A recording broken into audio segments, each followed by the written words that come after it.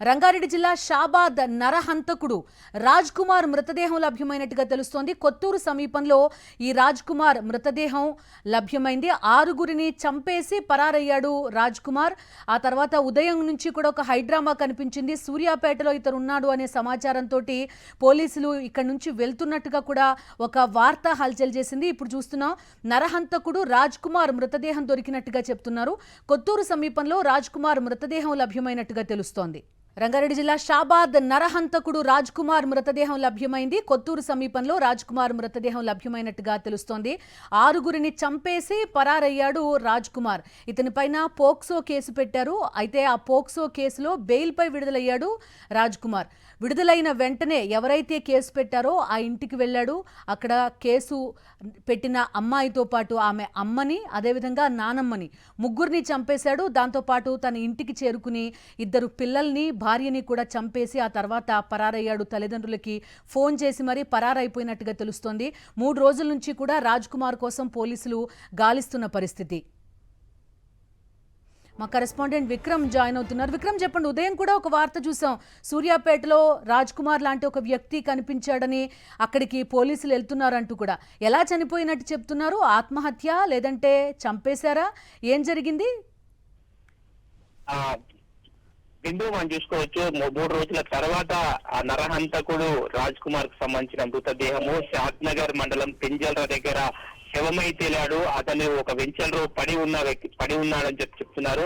అయితే ఇది పూర్తిగా అతను హత్యలు చేసిన తర్వాత మానసికంగా కొంత ఇబ్బంది పడుతూ అక్కడి నుంచి వెళ్ళిపోయాడు. మనం చూసుకోవచ్చు, తిమ్మాపూర్ రైల్వే స్టేషన్ సమీపంలో అతని కారును వదిలేసి అక్కడి నుంచి వెళ్ళిపోయాడు.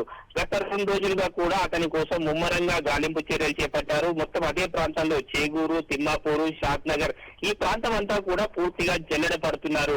అతను ఈ 6గురిని హత్య చేసిన తర్వాత వారి పేరెంట్స్ కు ఫోన్ చేసి తాను కూడా చనిపోతానని కూడా చెప్పారు. ఈ నేపథ్యంలో పోలీసులు అతను సజీవంగా దొరుకుతాడా, నిర్జీవంగా దొరుకుతాడా అన్న దానిపై ఒక కొంత ఉత్కంఠ వాతావరణం అయితే నెలకొంది. అయితే ఈ నేపథ్యంలో కిరాతక రాజ్ కుమార్ పెంజల్ర దగ్గర ఒక వెంచర్లో శవమై తేలాడు.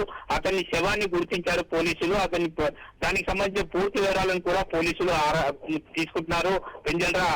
పెంజల్ర సమీపంలోని ఒక వెంచర్లో, ఖాళీ ఉన్న వెంచర్లో అతను శవమై తేలాడు. అతను ఏ విధంగా చనిపోయాడు అన్న పూర్తి వివరాలు తెలియాల్సి ఉంది. అయితే దానికి సంబంధించి మనం చూసుకోవచ్చు, మొన్న హత్య జరిగిన అర్ధరాత్రి తర్వాత మన తిమ్మాపూర్ రైల్వే గేట్ సమీపంలో కారు వదిలిపెట్టి వెళ్లిన తర్వాత అక్కడే రైల్వే సెల్ ఫోన్ సిగ్నల్ కూడా ఆగిపోయిన పరిస్థితి ఉంది.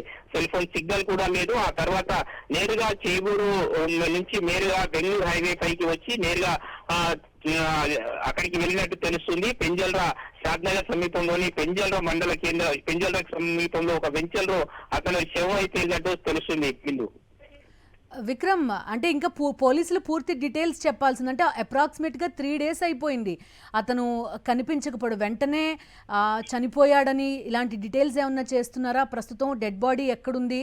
పోస్ట్ మార్టంకి పంపిస్తున్నారా? ఏం జరుగుతోంది విక్రమ్? బిందు, మనం చూసుకోవచ్చు, పెంజల్రలో అతని ఒక వెంచర్ లో అతని శవమై తేలినట్టు ఇప్పుడు స్థానికుల సమాచారం మేరకి అక్కడికి పోలీసులు వెళ్ళినట్టు తెలుస్తుంది. అక్కడికి పోలీసులు పూర్తి స్థాయిలో వెళ్ళిన తర్వాత విచారణ చేసిన తర్వాతనే పూర్తి స్థాయి వివరాలు తెలిసే అవకాశం ఉంది. అయితే మనం నిన్నటి నుంచి చూసుకోము, నిన్న తిమ్మాపూర్ రైల్వే స్టేషన్ సమీపంలో కనిపించాడు అని కొందరు చెప్పడం జరిగింది. ఆ తర్వాత ఈ రోజు ఉదయం సూర్యాపేట దగ్గర కూడా అతను కనిపించాడు, అతని లాంటి వ్యక్తి కనిపించాడు అని చెప్పి ఒక ప్రచారం జరిగింది. ఈ ప్రచారాల నేపథ్యంలో మనం చూసుకోవచ్చు, అతను బతికే ఉన్నాడు అని అందరూ అనుకున్నారు. కాకపోతే అతను పెంజల్ర సమీపంలో అతను శవమై తేలిన పరిస్థితి ఉంది. అతను మనం చూసుకోవచ్చు, హత్య జరిగిన తర్వాత దాదాపుగా 60 గంటలు కావస్తుంది. 60 గంటల తర్వాత 3 రోజుల తర్వాత అతను శవమై తేలిన పరిస్థితి ఉంది. అతను అంతకు ముందే 6గురు హత్యలు చేసిన తర్వాత వెంటనే తల్లిదండ్రులకు ఫోన్ చేసి తాను కూడా చనిపోతానని చెప్పిన స్టేట్మెంట్ ప్రకారం అతను మానసికంగా చనిపోవడానికి ఫిక్స్ అయి ఉన్నట్లు స్పష్టంగా అర్థమవుతుంది. ఈ నేపథ్యంలోనే అతడు చనిపోయాడు. ఏ విధంగా చనిపోయాడు అన్న దాని మీద కూడా పోలీసులు దర్యాప్తు చేస్తున్నారు. ఆ పోలీసుల నుంచి కూడా ఇంకా అధికారిక ప్రకటన రావాల్సి ఉంది. బిందు, ఓకే విక్రమ్, మరొక వార్త కూడా మనం చూస్తున్నాం. పాయిజన్ బాటిల్ ఏదో డెడ్ బాడీ పక్కన ఉన్నట్టుగా కూడా చెప్తున్నారు. దీంతో మనం చూసుకోవచ్చు, ముందస్తుగానే అతను చనిపోవాలని చెప్పి ఒక నిర్ణయం తీసుకున్నట్లు స్పష్టంగా అర్థమవుతుంది. ఆరుగురిని చంపిన తర్వాత, ఒకరి తర్వాత ఆరుగురిని ఒకే కత్తితో చంపిన తర్వాత అతను మానసికంగా కూడా ఒక రకంగా ముందే ఫిక్స్ అయిపోయినట్లు స్పష్టంగా అర్థమవుతుంది. అతను ఏ విధంగా ఎక్కడ చనిపోతాడు అన్నది కూడా కొంత సందిగ్ధంగా ఉన్న పరిస్థితి ఉంది. మనం చూసుకోవచ్చు, అర్ధరాత్రి చనిపోయిన తర్వాత 11:10 షాబాద్ లో ఇద్దరిని చంపాడు. ఆ తర్వాత ఆ బాలికను తీసుకెళ్లి చెరువు వద్ద చంపాడు. ఆ తర్వాత మనం చూసుకోవచ్చు, దైవాల కూడా వెళ్లి వాళ్ళ భార్య, ఇద్దరు కొడుకులను కూడా దారుణంగా కిరాతకంగా హత్య చేశాడు సైకో రాజ్ కుమార్. ఆ తర్వాత నేరుగా మా తిమ్మాపూర్ రైల్వే స్టేషన్ దగ్గరికి వచ్చి కారు పార్క్ చేశాడు. అద్దెకు తీసుకున్నాడు. షాద్ నగర్ లో ఒక కారును అద్దెకు తీసుకొని ఈ ఘాతకానికి 6 హత్యలు పాల్పడ్డాడు. కేవలం గంట వ్యవధిలోనే 6గురిని హత్య చేసి నేరుగా మా తిమ్మాపూర్ రైల్వే స్టేషన్ దగ్గర అతని కారును పార్క్ చేసి, ఆ తర్వాత నిన్నటి నుంచి మొన్న అర్ధరాత్రి నుంచి కూడా ఆయన ఎక్కడికి తిరిగాడు, ఏమేం చేశాడు అన్న దానిపై కూడా పోలీసులు ఆరా తీస్తున్నారు. అతని పక్కన పాయిజన్ బాటిల్ కూడా పడిందని చెప్తున్నారు. పాయిజన్ ముందుగానే ఆయన చనిపోవాలని నిర్ణయం తీసుకున్న నేపథ్యంలోనే పాయిజన్ తీసుకుని ఉండవచ్చు అని చెప్పి పోలీసులు భావిస్తున్న పరిస్థితి ఉంది. బిందు రైట్, చూస్తున్నాం. విక్రమ్ లైన్ లో ఉండండి. రంగారెడ్డి జిల్లా షాబాద్ లో నరహంతకుడు రాజ్ కుమార్ మృతదేహం లభ్యమైనట్టుగా కూడా చెప్తున్నారు. ఒక వెంచర్ లో ఇతని డెడ్ బాడీ ఉంది, పక్కనే పాయిజన్ బాటిల్ కూడా ఉన్నట్టుగా సమాచారం అందుతోంది.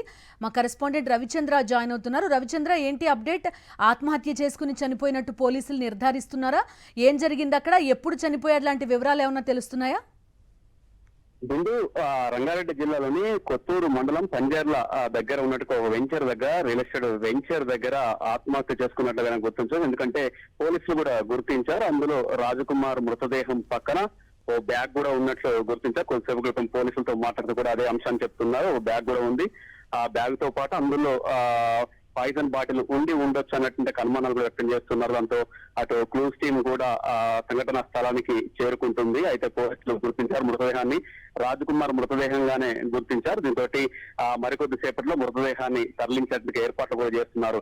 ఎట్టకేళ్లకు షాబాద్లో 6గురిని హత్య చేసిన నరహంతకుడు రాజకుమార్ మృతదేహాన్ని గుర్తించారు. చాలా ముఖ్యంగా షాబాద్ లో స్థానికులు తీవ్రంగా మండిపడ్డారు.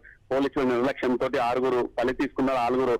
6గురిని హత్య చేయడానికి పోలీసుల నిర్లక్ష్యం కారణమంటూ కూడా మొన్న 3 రోజుల క్రితం జరిగినట్టు షాబాద్ లో నరహంతకు 6గురిని హత్య చేయడంతో స్థానికులు గిన్నెల గుగ్గి అయిపోయారు. దీంతో ఆ తర్వాత పోలీసులు కూడా గత 3 రోజుల నుంచి రాజకుమార్ కోసం 10 బృందాలుగా విడిపోయి వెతికారు. అయితే ఇవాళ రాజకుమార్ అన్నట్టుగానే రాజకుమార్ హత్యలు చేసిన తర్వాత తండ్రికి ఫోన్ చేసేసి నేను కూడా ఆత్మహత్య చేసుకుంటానని చెప్పినట్లుగానే ఆత్మహత్య చేసుకొని ఉండొచ్చు. ఎందుకంటే రాజకుమార్ పోలీసులు అదుపులోకి తీసుకోవాలి, లేదంటే ఆయన ఆత్మహత్య చేసుకోవాలి. ఇవాళ ఈ విధంగా చనిపోవడం తోటి ఆయన ఆత్మహత్య చేసుకున్నారు. కొత్తూరు, రంగారెడ్డి జిల్లా కొత్తూరులోని పంజర్ల దగ్గర ఉన్నటువంటి ఒక వెంచర్ లో ఈ విధంగా చనిపోయారు. ఆయన మృతదేహాన్ని పోలీసులు గుర్తించారు. దగ్గరలో ఒక బ్యాగ్ ఉంది. ఆ బ్యాగ్ లో కూడా పాయిజన్ బాటిల్ ఉండి ఉండవచ్చు అని పోలీసులు చెప్తున్నారు. అయితే క్లూస్ టీమ్ కూడా చేరుకున్న సంఘటన స్థలానికి పోలీసులు కూడా భారీగా చేరుకున్నారు. అక్కడి నుంచి మృతదేహాన్ని తరలిస్తారు. ఇదే సమాచారం అటు స్థానిక పోలీస్ స్టేషన్ కూడా అందించారు. మొత్తానికి మాత్రం 6గురిని హత్య చేసిన రాజకుమార్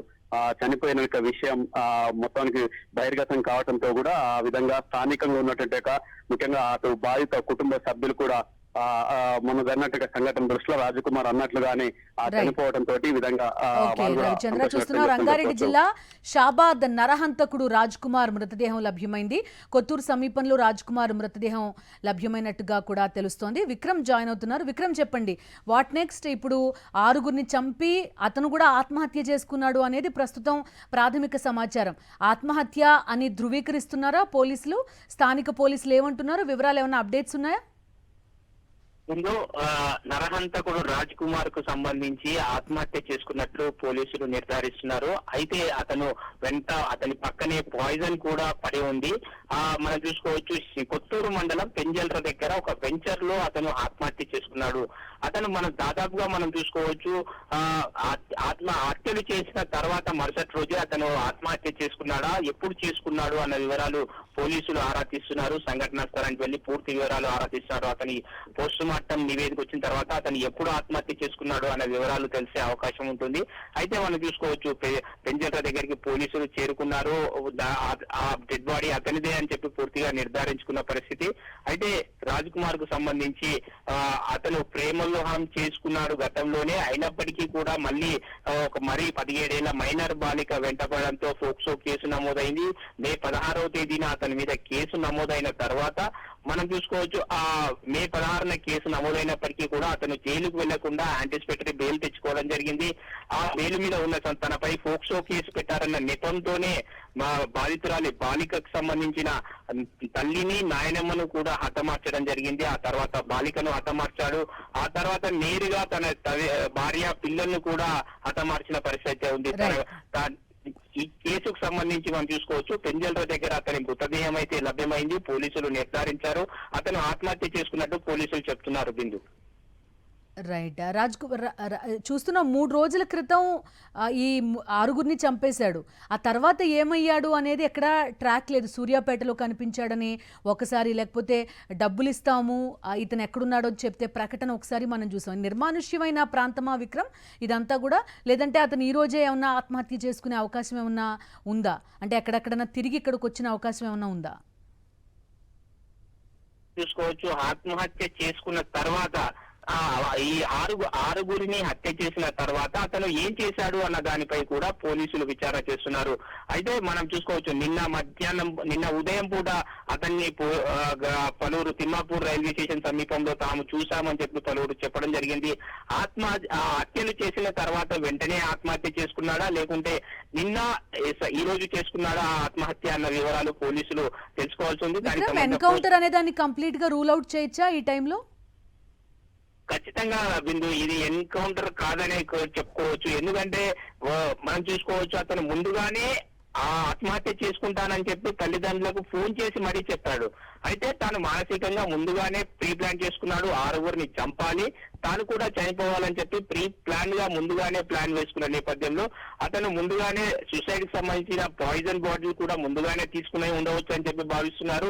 అయితే దానికి హత్యలు చేయడానికి కత్తిని ముందుగానే సిద్ధం చేసుకున్నాడు. వాహనాన్ని కూడా అద్దెకు తీసుకున్నాడు. తన సొంత వాహనాన్ని కాకుండా అద్దెకు తీసుకుని ఒక వాహనాన్ని నేరుగా మనం చూసుకోవచ్చు చేగూరు తిమ్మాపూర్ రైల్వే స్టేషన్ దగ్గర అతన్ని ఆపి ఆ తర్వాత కొందరిని అక్కడక్కడ సంచరిస్తూ వెళ్తూ ఈ రోజు ఆత్మహత్య చేసుకున్నా, నిన్న ఆత్మహత్య చేసుకున్నా అన్న వివరాలు తెలియాల్సి ఉంది.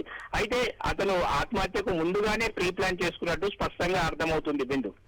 Okay, right Vikram.